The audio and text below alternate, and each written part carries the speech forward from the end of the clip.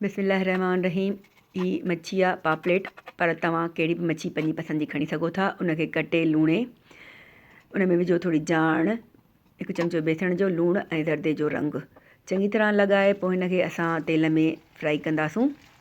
जेसिताईं असांजी मच्छी चारो तरफ़ गोल्डन तरिजे, ओसिताईं असां हिकु टमाटो छिले या ॿ टमाटा छिले उनखे चङी तरह कटे था रखूं। मच्छी गोल्डन थी चुकी आहे, चङी तरह कड़क थी तरिजी चुकी आहे। उनखे हिकु प्लेट में लाहे रखंदासूं।